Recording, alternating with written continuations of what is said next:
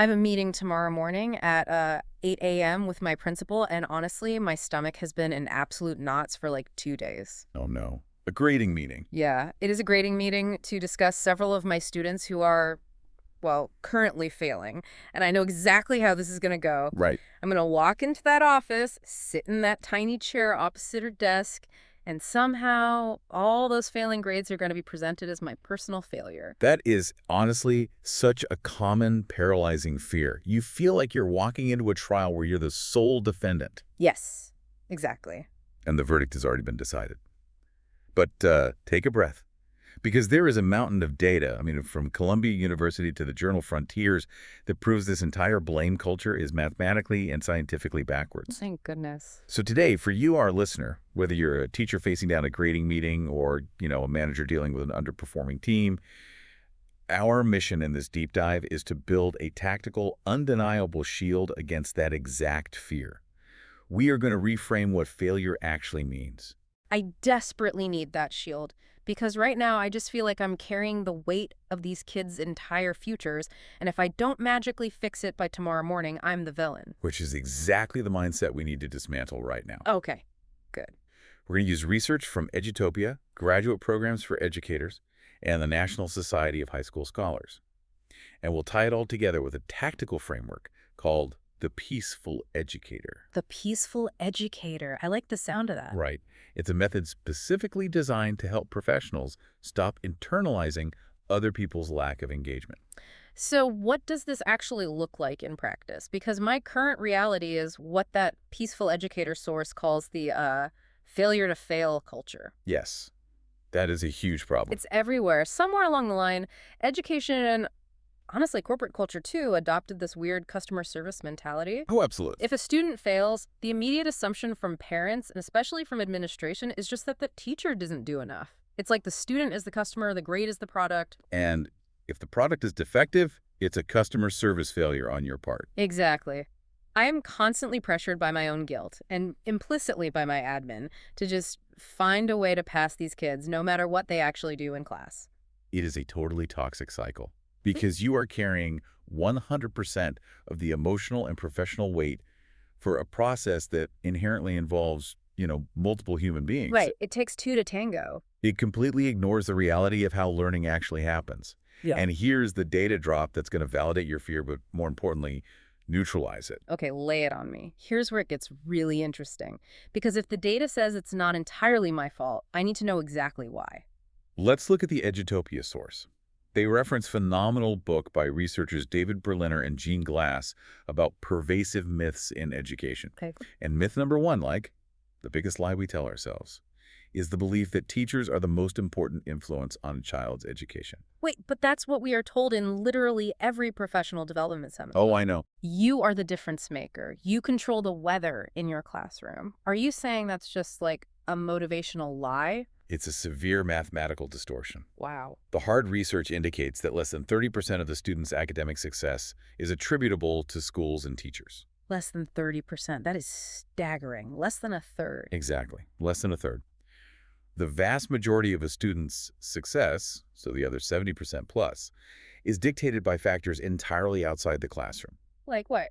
We're talking about socioeconomic status, the psychological quality of their home environment, neighborhood safety, food security, and their physical health. Oh, wow. Yeah, of course. If a student is operating on 4 hours of sleep because they work a night shift, or their nervous system is totally dysregulated from home trauma, your perfectly designed lesson plan is fighting a biological and sociological uphill battle. Okay, so me taking 100% of the blame in this meeting tomorrow is like being put on trial for a ship sinking when I only ever had access to 30% of the steering wheel. That is the perfect analogy. And what's fascinating here is that recognizing this 30% reality isn't about dodging responsibility. Right. It's not just making excuses. Exactly. It's not an excuse to throw your hands up, put on a movie, and say, oh, well, it's out of my control. It is about accurately identifying what is actually in your control. Right. You cannot control a student's home life. You can't control a client's budget.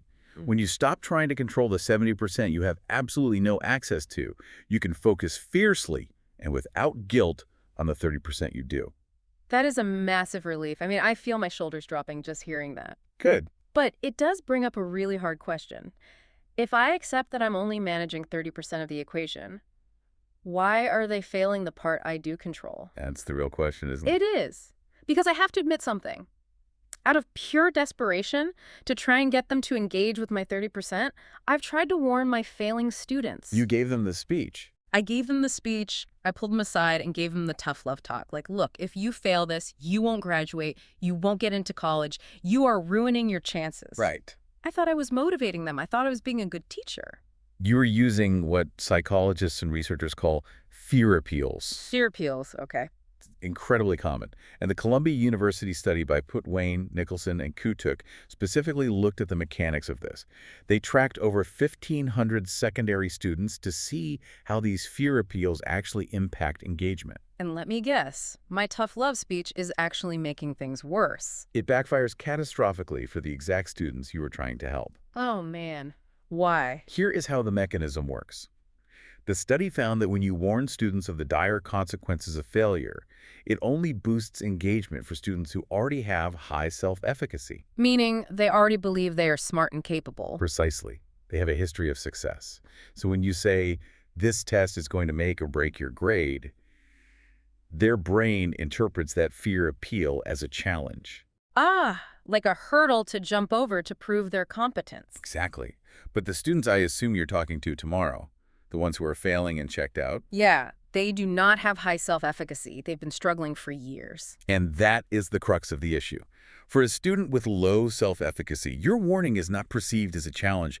Their amygdala processes it as a literal threat. Oh, the threat. Wow. And when a human being feels threatened, especially regarding their intelligence or worth, their anxiety spikes. To protect their ego, they trigger an avoidance response. They disengage entirely. Oh, man. So by trying to scare them into caring, I am literally pushing them further into failure. You're triggering a biological defense mechanism. That's wild. And by the way, if you are a manager listening to this deep dive, this is exactly why threatening an underperforming team member with being fired doesn't magically boost their productivity. Right, it just triggers their avoidance response, too. Yes. The National Society of High School Scholars, the NSHSS source, breaks down the psychology of this beautifully. They note that students fail for incredibly complex, protective psychological reasons. Wait, how's failing protective? It's all about ego preservation. Okay. There's the classic fear of failure. If a student tries their absolute hardest, studies for weeks, and still gets an F, the internal narrative is, I am stupid, I am fundamentally broken. Which is devastating. Exactly. But if they never open the book, if they sleep through class and they get an F, the narrative is, I didn't fail because I'm dumb. I failed because I didn't try. Oh, wow. It is mathematically safer for their ego to self-sabotage. Precisely. It's a defense mechanism against confirming their own worst fears about themselves. That makes so much sense. And the NSHSS also points out another layer, the fear of success. Fear of success. Why would anyone be afraid of getting an A? Because success brings new, terrifying responsibility. I hadn't thought of that. If a historically failing student suddenly succeeds, people might expect them to succeed tomorrow. The bar gets raised. Yeah, the pressure's on. They might be afraid of outshining their peers or being ostracized by their current social circle who bonds over hating school.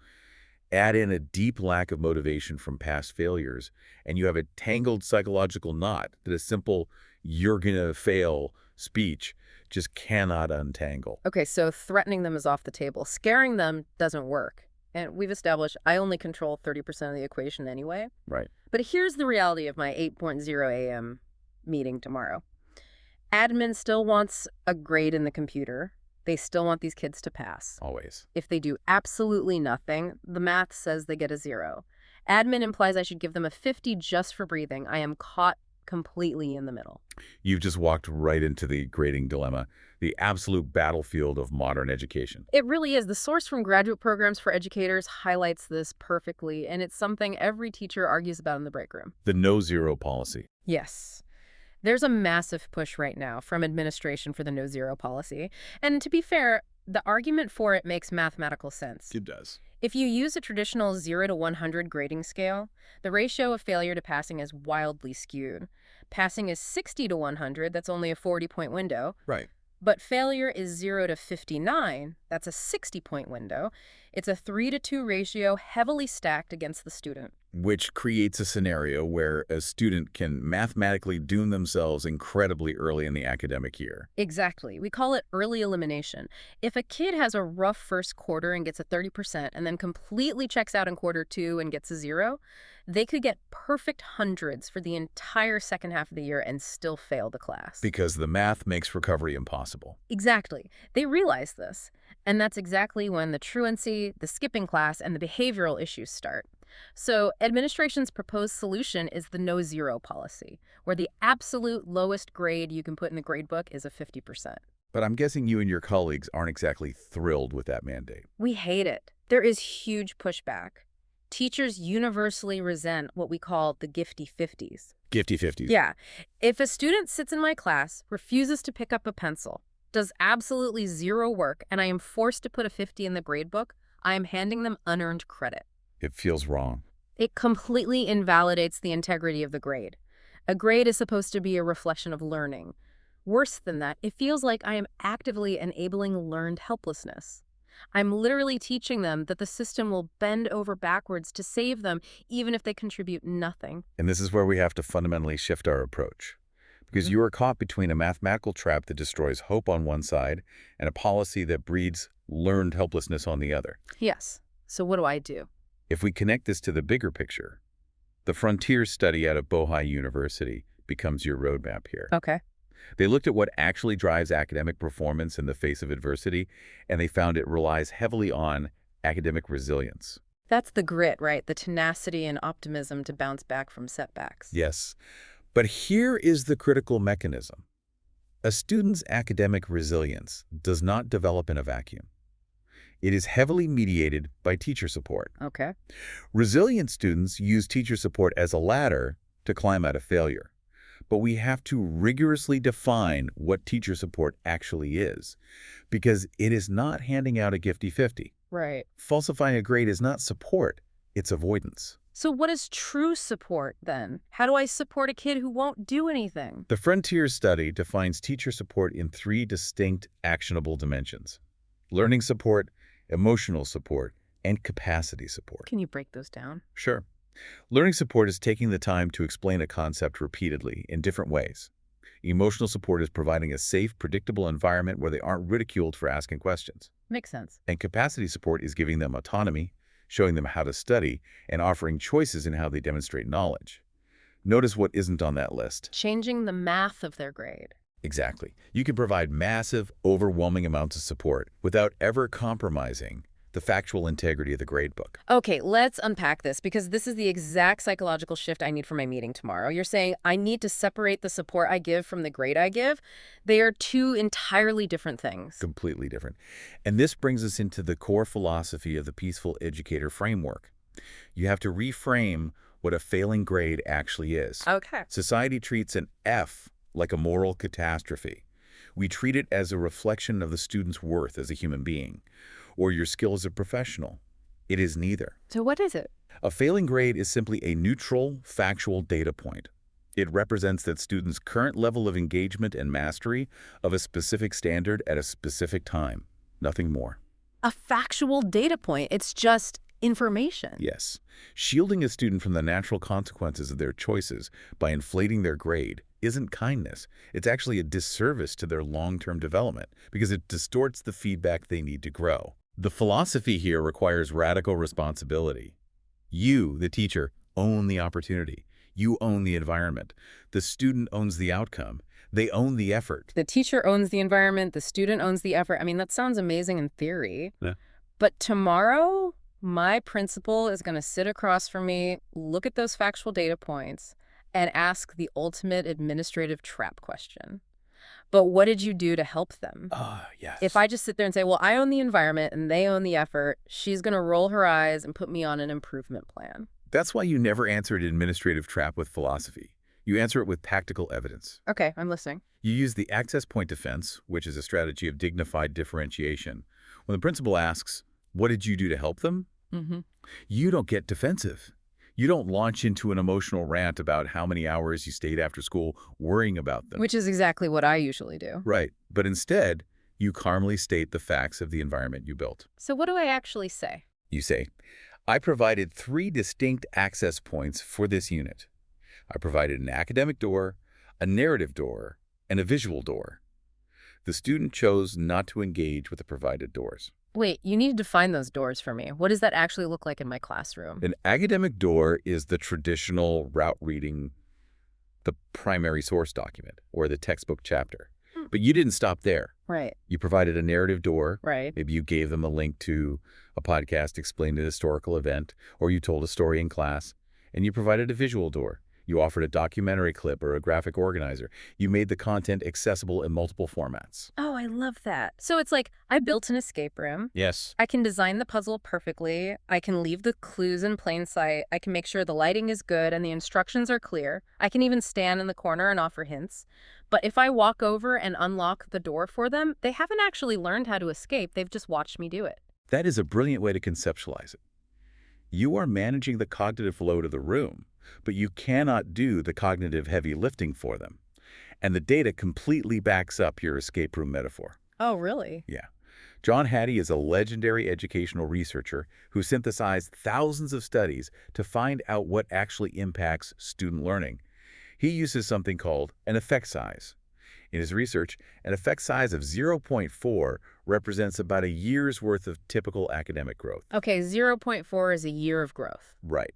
Now, Hattie found that student expectations, which is essentially a student's belief in their own agency, their own capability to predict and achieve their grades, Right. that is a massive effect size of 1.33. 1.3. That's more than 3 years of growth. It is astronomical. It was one of the most powerful drivers of learning that exists. But here is the catch. You cannot give a student agency.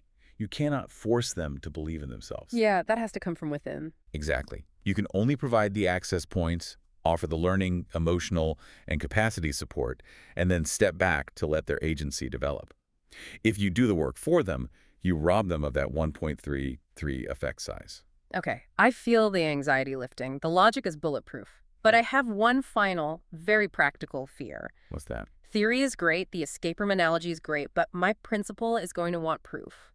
And won't parents just storm the school if their kid fails and I just claim I was stepping back to let their agency develop? Fair point. Like, how do I actually prove that I provided these access points and didn't just let the kid fail in silence? You prove it with the ultimate tactical shield, the paper tray. The paper trail. Specifically, what the peaceful educator calls the pulse sheet.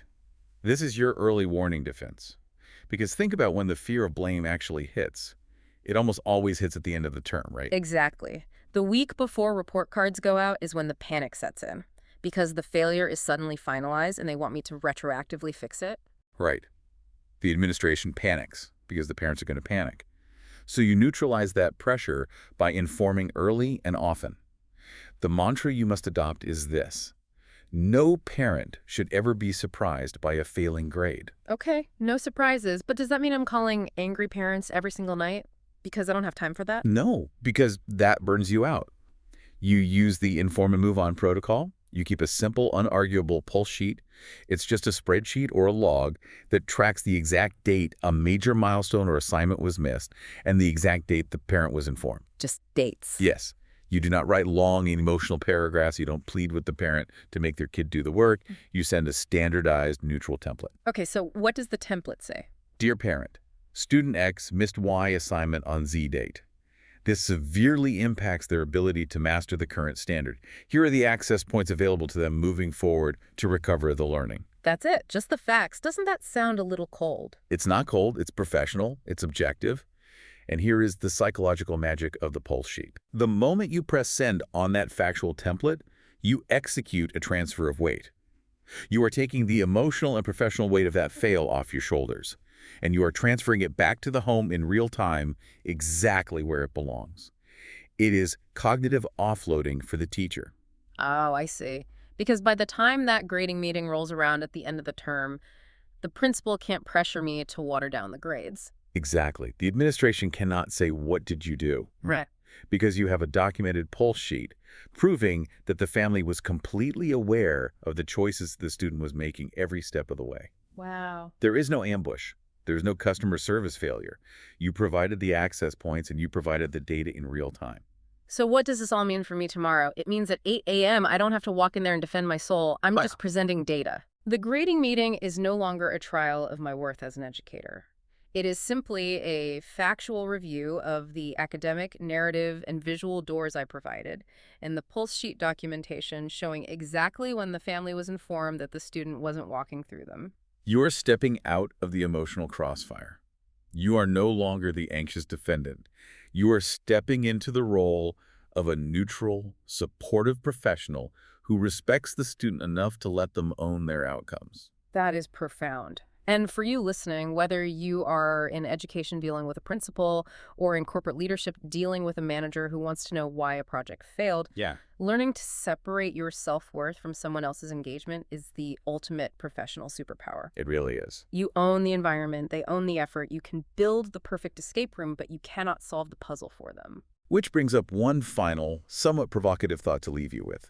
We spent this whole time reframing failure. But if we truly accept this mindset, that a failing grade is simply a neutral factual data point about a student's lack of engagement with the provided access points, Yeah. it forces us to look at the entirely opposite end of the spectrum. What do you mean? What does an A actually represent? We assume an A means brilliant mastery and incredible academic resilience, Yeah, but is it? that's a good question. Or, in our current system, is an A often just a factual data point that a student was highly compliant with the access points we provided? Did they actually master the material, or did they just play the game well? If we stop fearing failure and see it as just data, we might just have to completely redefine what it means to truly succeed.